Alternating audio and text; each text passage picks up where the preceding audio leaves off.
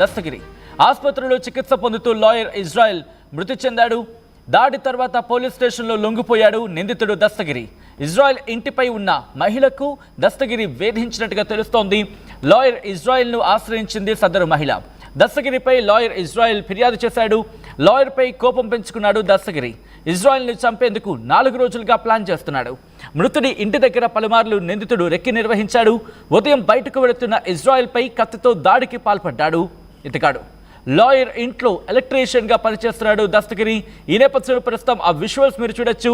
ఘటనా ప్రదేశంలో అక్కడికి వెంటనే చేరుకోవడం జరిగింది. పోలీసులు చేరుకొని ఆ ఘటనా ప్రదేశం దగ్గర ఆ వాతావరణ పరిస్థితిని వాళ్ళక్కడ సమీక్షించడం జరుగుతోంది.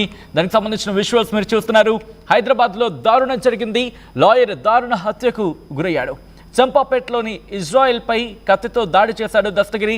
కాపు కాచి లాయర్ను కత్తితో నరికి చంపాడు దస్తగిరి. ఒకసారి విజువల్స్ మీరు చూస్తున్నారు. కాపు కాచి ఎందుకంటే ఆ ఇంట్లో ఎలక్ట్రీషియన్గా పనిచేస్తున్నాడు. ఏ టైంలో బయటకు వెళ్తుంటాడు, ఏ టైంలో వస్తూ ఉంటాడు అనేది కాస్త క్లారిటీ ఉండే అవకాశం ఉంటుంది దస్తగిరికి. ఈ నేపథ్యంలో అక్కడ కాపు కాచి మరి లాయర్ని హతమార్చడం జరిగింది.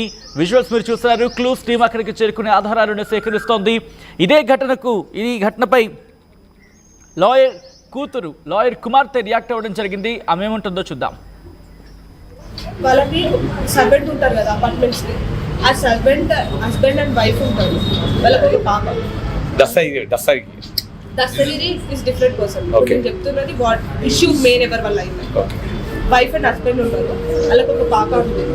సో వైఫ్ ఈ దస్తగిరి అనే ఆయన అపార్ట్మెంట్స్కి వెళ్ళి ఎలక్ట్రీషియన్ వర్క్ అవన్నీ చేసినప్పుడు they are in affair. So ఇది ఇష్యూ తెచ్చి సెక్రటరీ దగ్గర ఏదో తెలియదు, ఐడియా లేదు sir. Everything is recorded in the Santosh Nagar police station, crystal bar పక్కకు.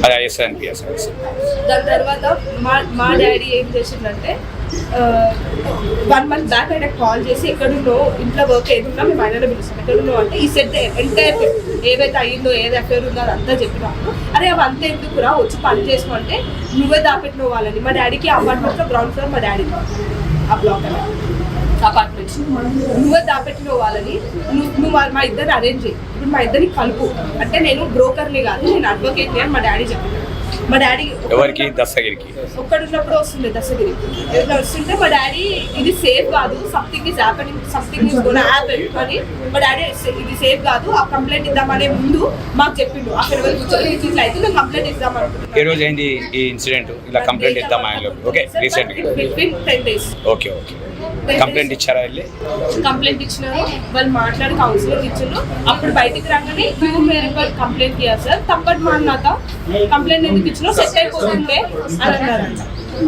సరే ఫైన్ అని చెప్పి ఆయన కంప్లైంట్ అదంతా తీసుకున్నాక వచ్చేసినాక ఎవ్రీడే వచ్చి ఇక్కడ రెంట్ ఉంటారు సింగిల్ పోర్షన్లో వాళ్ళ డాడీ ఉంటాడు. ఆ డాడీ దగ్గరికి వచ్చి ఆ తాత దగ్గరికి ఎప్పుడు వస్తున్నాడు ఎప్పుడు వెళ్తున్నాడు వచ్చి ముచ్చట్లు పెట్టడం స్టార్ట్ చేసినాక ఈరోజు మార్నింగ్ కూడా ఈ టాక్ విత్ ద అంకుల్ ఆ ముసలైనతో మా డాడీ ఇట్లా టర్న్ తీసుకొని ఇది మా బ్లాక్ సార్ మా ఇల్లు టర్నింగ్ దగ్గర వచ్చేసి అపార్ట్మెంట్ పేరు మీద ఉండే లోటస్ అపార్ట్మెంట్ పక్కన బిల్డింగ్ డబుల్ స్టోర్ 9-7 అతను పెట్టుకున్నది ఆ లోటస్ అపార్ట్మెంట్ వాళ్ళకి. ఆయన పెట్టుకుంది శ్రీనివాస అపార్ట్మెంట్, మా డాడీ గ్రౌండ్ ఫ్లోర్ లో అపార్ట్మెంట్ లో ఉంది పోర్షన్. ఆల్రెడీ ఇంకో పోర్షన్ అక్కడ మీరు చూస్తే అక్కడ పేరు ఉంటుంది మా డాడీది ఇజ్రాయెల్. రైట్, అది లాయర్ కుమార్తె చెబుతోంది. ఇది గత కొన్ని రోజులుగా అక్కడ రెక్కి నిర్వహించడం జరిగింది. రెక్కి నిర్వహించిన తర్వాత ఇప్పుడు బయటకు వెళ్తాడు, ఏ టైంలో వెళ్తూ ఉంటాడు, ఇవన్నీ ఇన్ఫర్మేషన్ తెలుసుకున్న తర్వాత పూర్తిగా రెక్కి నిర్వహించిన తర్వాతే ఇంతటి ఘాతుకానికి పాల్పడ్డాడంటూ కూడా చెప్పుకొస్తోంది ఆమె. ఈ నేపథ్యంలో పోలీసులు ఇన్వెస్టిగేషన్ ఎంతవరకు వచ్చింది? కేవలం దస్తగిరి మాత్రమే ఉన్నాడా, లేకపోతే ఈ వెనకాల ఇన్ఫాక్ట్ దస్తగిరి వెనకాల ఇంకా ఎవరైనా ఉన్న పరిస్థితి ఉందా? అప్డేట్స్ అందించేందుకు పెట్రీషియా సిద్ధంగా ఉన్నారు. పెట్రీషియా, పోలీసులు ఇన్వెస్టిగేషన్ ఎంతవరకు వచ్చింది?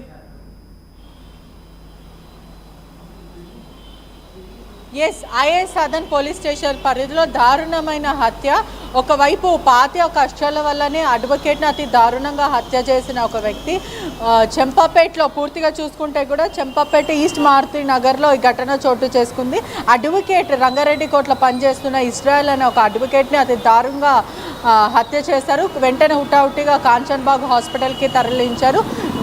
ఒకవైపు చంపిన వ్యక్తి దస్తగిరి ఎలక్ట్రీషియన్ అని తెలుస్తుంది. ఆ ఇంట్లోనే పనిచేస్తున్న దస్తగిరి యజమానిని దారుణంగా హత్య చేశారు. మరోవైపు బాధితురాలకి మరియు దస్తగిరికి కొంచెం ఇల్లీగల్ ఎఫైర్ ఉందని అంటూ కూడా సమాచారం వస్తుంది. ఆ ఎఫైర్ పూర్తిగా ఉన్నప్పుడు అనేకసార్లు ఇజ్రాయెల్ అడ్వకేట్ అనేకసార్లు దస్తగిరిని బెదిరించడం జరిగింది. ఆ తర్వాత నచ్చజెప్పే ప్రయత్నం చేశాడు. వివాహితంతో నీ సంబంధం ఉండడము అది కరెక్ట్ కాదు అని అనేకసార్లు చెప్పినప్పటికీ కూడా దస్తగిరి మీరే మమ్మల్ని కలపాలి, నేను తనతో తప్ప ఇంకా ఎవరితో ఉండను అంటూ ఇటు చెప్పినప్పటికీ కూడా ఇజ్రాయెల్ వెళ్ళి స్థానికంగా పోలీస్ స్టేషన్లో కంప్లైంట్ ఇచ్చాడు. దస్తగిరి ఎలక్ట్రీషియన్ పనిచేస్తూ ఇజ్రాయెల్ దగ్గర ఆ అపార్ట్మెంట్స్లో శ్రీనివాస్ అపార్ట్మెంట్స్లో పనిచేస్తూ ఉంటాడు. ఆ తర్వాత ఇరుపక్కల అంటే చుట్టుపక్కల ఉన్న హౌసెస్ దగ్గర కూడా ఎలక్ట్రీషియన్ ఏ పని ఉన్నా అతను వస్తూ ఉంటాడు. ఆ పని చేసుకొని వెళ్ళిపోతాడు. ఈ క్రమంలోనే ఆ వివాహితతోని మరి దస్తగిరికి పరిచయం ఏర్పడింది. ఆ తర్వాత వాళ్ళు సన్నిహితంగా ఉండడం మొదలుపెట్టారు. ఈ విషయమే ఇజ్రాయెల్కి తెలిసిన తర్వాత ఇద్దరికి కూడా నచ్చజెప్పే ప్రయత్నం చేశాడు. ఇద్దరు కూడా ఇది చేయడం కరెక్ట్ కాదు, ఇది ఫ్యామిలీస్ ఉండే ఏరియా, ఇదంతా చేయొద్దు అంటూ గతంలో చెప్పినప్పటికీ కూడా దస్తగిరి అనేకసార్లు ఇజ్రాయెల్ని బెదిరించడం, ఆ తర్వాత మీరే మమ్మల్ని కలపాలి, పోలీస్ స్టేషన్ వరకు ఎందుకు వెళ్ళారు అంటూ ఇటువంటి ప్రశ్నించినప్పటికీ కూడా ఇజ్రాయెల్ వినకపోవడం, ఖచ్చితంగా ఇది బంద్ చేయాలి, ఇటువంటి ఘటనలకు పాల్పడొద్దు అంటూ క్లియర్గా చెప్పిన పరిస్థితి ఉన్నప్పటికీ కూడా దస్తగిరి వినకుండా మా ప్రేమని కానీ లేకపోతే వివాహితతో ఉన్న అక్రమ సంబంధంని విడతీస్తావా అనే ఒక ఉద్దేశంతో రెక్కి నిర్వహించి ప్రీ ప్లాన్డ్గా హత్య చేశాడు. అతి దారుణంగా అతను కోర్టుకు వెళ్తున్న సమయంలో రంగారెడ్డి కోర్టులో అతను హైకోర్టు పనిచేస్తాడు, డిస్ట్రిక్ట్ కోర్టులో పనిచేస్తాడు. అతను వెళ్తున్న సమయంలో బైక్లో యాక్టివాలో వెళ్తున్న సమయంలో ఎవరు లేని చోట అంటే వెళ్ళే రోడ్ అతనికి తెలుసు కాబట్టి రూట్ రెక్కి నిర్వహించి ఎవరు లేని సమయంలో అతి దారుణంగా పొడిచి చంపాడు. పూర్తిగా స్థానికులు 100కి కాల్ చేశారు. ఆ తర్వాత అంబులెన్స్కి కాల్ చేసి హుటాహుటిన అతన్ని స్థానికంగా ఉన్న మారుతి హాస్పిటల్కి తీసుకెళ్ళినప్పటికీ కూడా ఒక్కసారి మీరు లైన్లో ఉండే ప్రయత్నం చేయండి. మనతో పాటు అడ్వకేట్ ఉదయ్ కాంత్ కూడా మనకి లైవ్లో జాయిన్ అవుతున్నారు. ఒకసారి అందరికి వెళ్ళే ప్రయత్నం చేద్దాం. ఉదయ్ గారు, ఈ ఘటనకు సంబంధించి మీరు ఎలా చూస్తారు? ఎందుకంటే ఒక లాయర్ తన విధులు నిర్వహించేందుకు బయటకు వచ్చిన సందర్భంలో తన మీద అటాక్ జరిగిన పరిస్థితి. ఇది తన విధులు నిర్వహిస్తున్న సందర్భం కాదు, ఇది పొద్దున ఆయన వాకింగ్ చేస్తున్న సందర్భంలో దస్తగిరి అనే వ్యక్తి తనను కత్తులతో దాడి చేసేసి చంపేసిందని చెప్పేసి వార్తలు ఇప్పుడు మా అడ్వకేట్ గ్రూప్లలో ఇది కొంచెం సీరియస్ గా వైరల్ అవుతా ఉన్నది. సో దీని మీద అంటే ఫస్ట్ ఆఫ్ ఆల్ ఒక అడ్వకేట్ మీద జరుగుతున్న దాడిని పూర్తిగా నేను ఖండిస్తా ఉన్నాను. ఇటువంటి పునరుద్ధరణ కాకుండా చర్య తీసుకోవాలి. అయితే వివరాలకు వెళ్తే దస్తగిరి అనే వ్యక్తి ఎక్కడైతే మన ఇజ్రాయెల్ అడ్వకేట్ గారు ఉన్నారో ఆయన సేమ్ అపార్ట్మెంట్ లో ఉంటూనే అదే ఒక అపార్ట్మెంట్ లో ఒక అంటే వేరొక ఫ్యామిలీలో ఒక వివాహితను సంబంధం పెట్టుకున్నాడని చెప్పడం జరుగుతా ఉన్నది. ఆ వ్యక్తికును అంటే దస్తగిరికును వేరొక ఇంట్లో ఎవరైతే ఎలక్ట్రీషియన్ గా ఉండి ఎలక్ట్రికల్ వర్క్ చేస్తామని చెప్పేసి పోయేసి అదే ఇంట్లోనే ఒక లేడీతోనే అక్రమ సంబంధం పెట్టుకున్నాడు. సో ఈ విషయం తెలిసిన ఇజ్రాయెల్ అడ్వకేట్ గారు తనను ఏం జరిగిందని చెప్పి క్వశ్చన్ చేయగానే మాకు ఇట్లా వాళ్ళ ఫ్యామిలీ మెంబర్స్ ఇన్ఫార్మ్ చేయడం జరిగిందని చెప్పి తెలిసింది. సో దీన్ని వెంటనే ఇజ్రాయెల్ అడ్వకేట్ ఆ కన్సర్న్ నియర్ బై పోలీస్ స్టేషన్కి వెళ్ళేసి ఇటువంటి దుర్ఘటనకు ఇతను పాల్పడుతున్నాడని చెప్పేసి పోలీస్ స్టేషన్ లో కంప్లైంట్ చేయడం వల్ల ఈయన వెంటనే వచ్చేసి ఇదే విషయాన్ని మాకు మందలిస్తే అయిపోతుంది కదా, మమ్మల్ని మీరు ఎందుకు పోలీస్ స్టేషన్ దాకా తీసుకెళ్లాల్సి వచ్చిందని చెప్పేసి ఇజ్రాయెల్ అడ్వకేట్ గారితో గొడవ పడ్డట్టుగా వార్త కథనాలు ఇప్పుడు బయటకు వచ్చినాయి.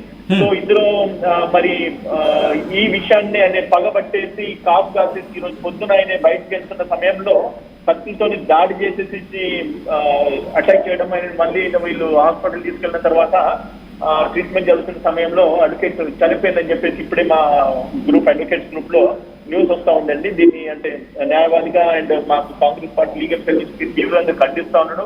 ఎందుకంటే ఈ ఇజ్రాయెల్ అడ్వకేట్ ఎవరైతే ఉన్నారో ఆయన ఇదివరకు కూడా కాంగ్రెస్ పార్టీలో వైఎస్ఆర్ గారి ప్రభుత్వంలో ఫుడ్ కార్పొరేషన్ చైర్మన్ గా చేయడం జరిగింది. అండ్ అదే విధంగా కాంగ్రెస్ పార్టీ నుంచి కూడా జెడ్పీటీసీగా ఆయన పోటీ చేయడం జరిగింది.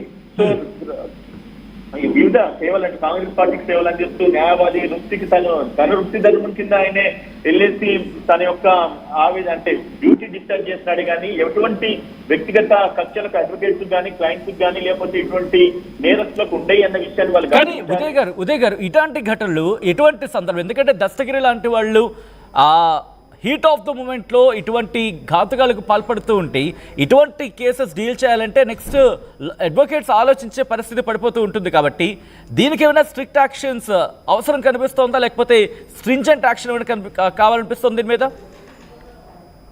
ప్రభుత్వాన్ని కూడా సీరియస్ గా డిమాండ్ చేసేది ఏంటంటే అడ్వకేట్ ప్రొటెక్షన్ యాక్ట్ రావాలని చెప్పేసి ఎప్పటి నుంచో అనుకుంటాం. కానీ ఇప్పుడు మాత్రం ఇప్పుడు జరుగుతున్న సంఘటనలు దృష్టిలో పెట్టుకుంటే ఖచ్చితంగా ముమ్మాటికి అడ్వకేట్ ప్రొటెక్షన్ యాక్ట్ రావాలి. వచ్చేంతసేపు కూడా కోర్ట్స్ అన్ని కూడా బ్యాకప్ చేసి అడ్వకేట్స్ అందరూ కూడా కొట్లాడాలి. ఎందుకంటే ఇటువంటి దుర్ఘటనలు జరిగినప్పుడు మాత్రమే ఇది మనం బయటకు వెలికి తీసుకొని వస్తా ఉన్నాము.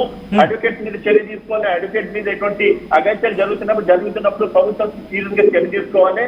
అండ్ అడ్వకేట్ ప్రొటెక్షన్ యాక్ట్ రావాలని అంటున్నాం. కానీ అటువంటిది ఇంతవరకు అటువంటి చట్టం స్పెషల్ గా రాలేదు. ఒకవేళ వస్తే కనుక అడ్వకేట్స్ యొక్క ప్రివిలేజ్ ఏంటన్నది తెలుస్తుంది. అండ్ ఇంకొకటి రెనాల్డ్ అడ్వకేట్స్ అంటే మంచి అడ్వకేట్స్ ఎవరైతే ఇటువంటి సెన్సేషనల్ కేసెస్ చేసే అడ్వకేట్స్ కూడా ఖచ్చితంగా ఆర్మ్డ్ లైసెన్స్ కూడా అందులో ఇవ్వాల్సిన బాధ్యత కూడా ఉంటుంది. ఎందుకంటే పోలీసులు ఎక్కడికి వెళ్ళినా కూడా వాళ్ళకు ప్రొటెక్షన్ ఉన్నది. అండ్ దాంట్లో పొలిటీషియన్స్ ప్రొటెక్షన్ ఉన్నది. కానీ న్యాయాన్ని కాపాడే లా ఆఫీసర్స్ మాత్రం ఎటువంటి ప్రొటెక్షన్ వాళ్ళకి సెల్ఫ్ డిఫెన్స్ కింద కూడా ఆర్మ్డ్ లైసెన్స్ ఇవ్వాలి.